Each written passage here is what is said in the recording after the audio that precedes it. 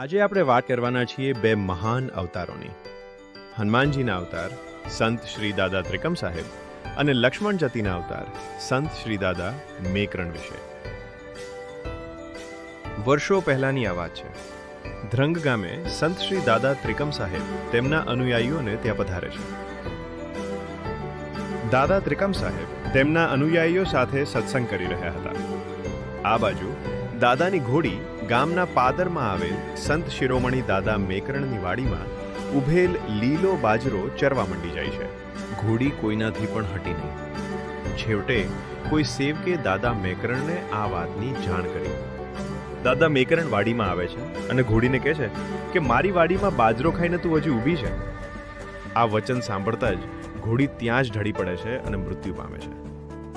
આ બાજુ દાદા ત્રિકમ સાહેબને આ વાતની જાણ થઈ જાય છે અને તે પણ વાડી આવે છે. દાદા ત્રિકમ સાહેબ ઘોડી પાસે આવે છે અને ઘોડીને કહે છે, ઉઠ માણકી, ઉઠ બેટા, દાદા મેકરણની વાતનું ખોટું ના લગાડાય. અને પછી તો દાદા ત્રિકમ સાહેબ તેમના મંત્રો શક્તિથી ઘોડીને સજીવન કરે છે. સામે ઉભેલા દાદા મેકરણ આ બધું જોઈ રહ્યા છે અને દાદા ત્રિકમ સાહેબ પાસે આવે છે અને દાદા ત્રિકમ સાહેબને તેમની ઓળખાણ આપવા કહે છે.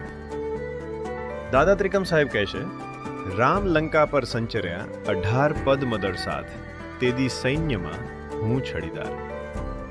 પછી દાદા ત્રિકમ સાહેબ દાદા મેકરણને તેમની ઓળખાણ આપવા કહે છે. દાદા મેકરણ કહે છે, કેતે સૂરજ, કેતે ભમરો, કેતે મેઘનાદ જોસા, મારી ગેડો મેઘનાદ કે આઉં, રામચંદ્ર જોભા.